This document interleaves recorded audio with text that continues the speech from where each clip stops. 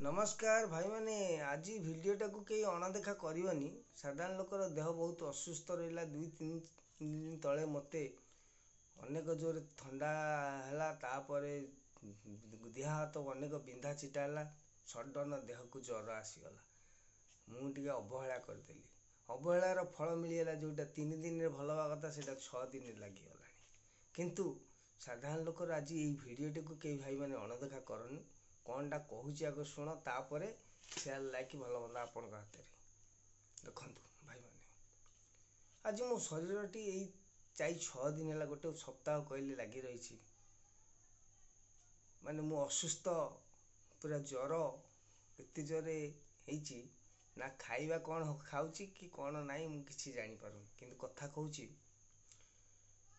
शरीर को सुस्थ रखा अनेक सिस्टम आमर व्यायाम योग प्राणायाम बा अनेक पथी औषध सबू रही। जदि तुमको अधिका ज्वर हो जाए, देह किसी असुस्थ हो, रोग व्याधि से भाया गुरुत्वपूर्ण होती, आम जा मेडिकल आडमिशन हो जाऊे।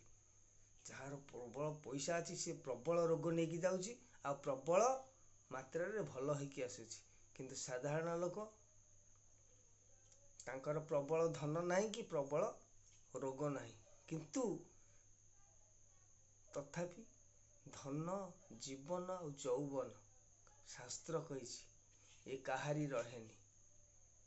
देखंतु आज कहबार कथाटी या गुड़े लोक मगे प्रबल धन थाए, से इंद्र चंद्र वरुण क्या मानती, बड़ सान क्या भी माने मानती।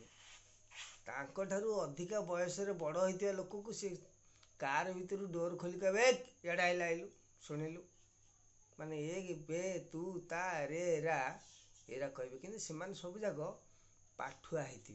मूर्ख मानकर ये गुरा आसोनी। मूर्खटा गोटे वार्ड कह आज्ञा शुणु। किंतु यही शिक्षित, यही गर्वी अहंकारी, यही धनवान लोक बहुत गारिमा देखती। से कथाटी यही कथाटी द्वापर जुगे कृष्ण जितेबले जरासंध को मारिया जीवे, तार 4 द्वार भेद करेंगे ना। से गोटे द्वार भितर रही गोटा गधटा।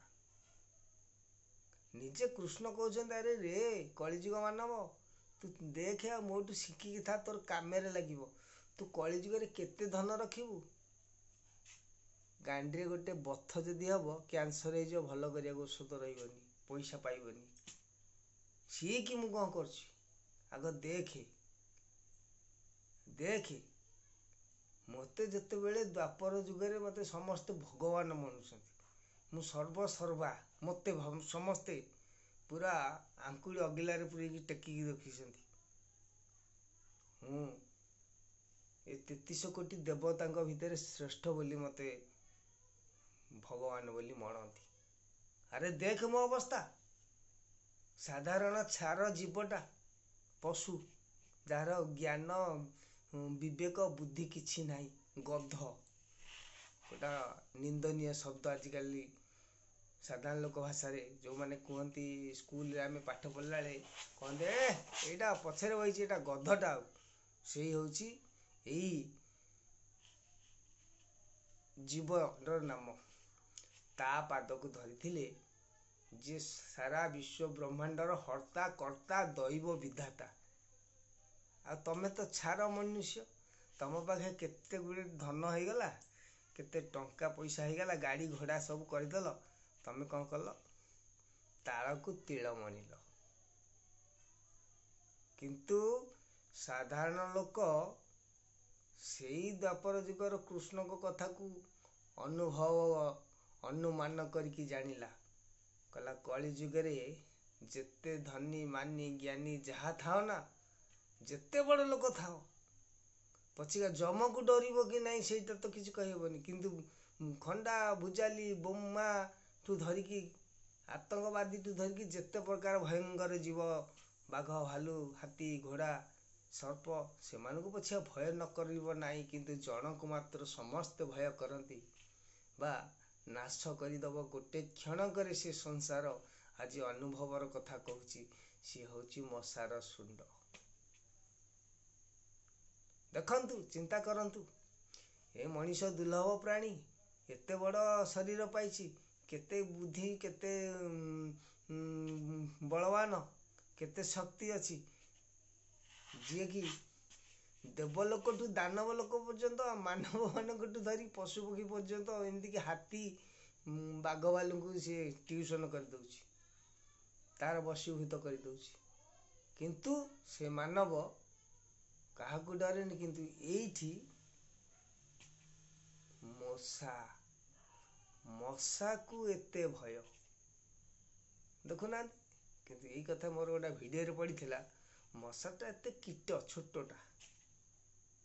ଛୋଟ ପତଙ୍ଗଟି, ଯଦି କାଉ କିମ୍ବା ଚଢ଼େଇ ଭଳିଆ ହେଇଥାନ୍ତା, ସାରା ବିଶ୍ୱ ବ୍ରହ୍ମାଣ୍ଡକୁ ତାକୁ ଯଦି ଗୋଟେ ଏଗ୍ରିମେଣ୍ଟ ପେପର କରିକି ଦିଆ ହେଇଥାନ୍ତା, ତୁ ଏତିକି ଦିନ ଭିତରେ ଧ୍ୱଂସ ଲୀଳା ସାରିଦେ, ଟୋଟାଲ ଜନଶୂନ୍ୟ କରିଦେଇଥାନ୍ତା। ତେଣୁ ମୋର ଭାଇମାନେ, ଆଜିକାର ଯେଉଁ ଭିଡ଼ିଓଟି ପକାଉଛି, ଶରୀର ଅସୁସ୍ଥ, ମେଡ଼ିସିନଟା ଖାଇ ଦେଇଛି, ଝାଳ ଗମ ଗମିକି ବୋହିଲାଣି।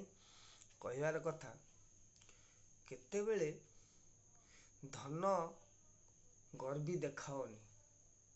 ଆଜି ଗାଡ଼ି ଚଢ଼ି ଯାଇଛ, ତୁମ ସାମ୍ନାରେ ତୁମ ବାଇରେ ଯିଏ କାମ କରୁଥିଲା, ସେଇପଟେ ଦେଇକି ଯାଉଥିବ, ଆପଣ ତାକୁ ରେ ରା ତୁ ତା କରି କେବେ ଡାକନ୍ତୁନି।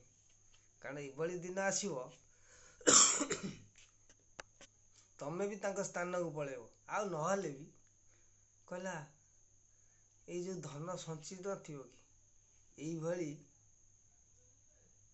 ତୁମର ଏଇ ଦଣ୍ଡ ପାଇଁ ସେଇ ମଶା ହିଁ ଦଣ୍ଡ ଦେବ, ଆଉ କେହି ଦେଇପାରିବେନି। ଆଉ ଯେଉଁ ଭାଇମାନେ ସବୁ ନିଜ ବାପ ମା ଭାଇ ବନ୍ଧୁମାନଙ୍କୁ ସବୁ ହନ୍ତସନ୍ତ ଭଲ ମନ୍ଦ କରୁଛ, ତମେ ଭାବୁଛ ମୋ ଘରକୁ ମୋ ଭାଇ ଆଇଲେ ମୋତେ ବାଡ଼େଇ ପକେଇବ, କି ମୋର କିଏ ଅମୁକ ଲୋକ ଆସିଲେ ମୁଁ ସିକ୍ୟୁରିଟି ରଖି ଲଗେଇ ଦେଇଛି, ସିସି କ୍ୟାମେରା ଲଗେଇ ଦେଇଛି। ମନେ ରଖନ୍ତୁ, କେହି ଯିବେନି ବାଡ଼େଇବାକୁ, କେହି କିଛି କରିବେନି। ପ୍ରକୃତି ରଚନା ରଚିବ, ଏଇ ମଶା କାମୁଡ଼ାରେ ସେ ଲୋକର ପ୍ରାଣ ହିଁ ଯିବ। ତେଣୁ ସତର୍କ ରୁହନ୍ତୁ, କେତେବେଳେ କାହାକୁ ଛୋଟ ମଣନି, କେତେବେଳେ ଛୋଟ କାହାକୁ ମଣିବ ନାହିଁ। କହିଲା ଶାସ୍ତ୍ର, ବା ଯିଏ କହୁ, କାହିଁ କହିଲା, ସାନ ସାପର ବେଶୀ ବିଷ, ଏହା ହିଁ ପ୍ରମାଣିତ। ହଉ ଭାଇମାନେ, ଝାଳରା ବହୁତ ଜୋର ବୋହି ଆସିଲାଣି। ନମସ୍କାର, ରଖୁଛି। ଏଥିରୁ କ'ଣ ବୁଝିଲେ ମତାମତ ଦେବେ। ଆଜିକି 4-5 ଦିନ ହେବ, କାଲିକି ମାନେ ଜ୍ୱରଟା ସଡନ୍ ହେଲା, ଆଉ ସେଇଟା ହିଁ ମୁଁ ଅନୁଭବ କରିଲି ମଶା କାମୁଡ଼ାରୁ ହେଇଛି। କାରଣ ସାଧାରଣ ଲୋକ ଭିଜେଇଲେ କିମ୍ବା ଥଣ୍ଡା ହେଉ କି ଯାହା ହେଉ, ସେ କ୍ଷଣକ ଭିତରେ କିମ୍ବା 2 ଦିନ ଭିତରେ ସମସ୍ତଙ୍କର ଶରୀର ଅଛି, ବ୍ୟାଧି ଅଛି। ତେଣୁ ସିଏ ବେଶୀ ଦିନ ସମସ୍ତଙ୍କର ରହେନି। କିନ୍ତୁ ଏଇ ଯେଉଁଟା ଦେଖିଲି, ମଶା କାମୁଡ଼ି ଦେଇଛି। ତେଣୁ କହିଲା, ଗୋଟେ ଶୁଣ୍ଡରେ ପଳେଇବ ଗୋଟେ ମୁଣ୍ଡ। ତେଣୁ ଭାଇମାନେ, ବର୍ଷା ଋତୁ ଚାଲିଛି, ଟିକେ ସତର୍କ ରହିବେ ସମସ୍ତେ।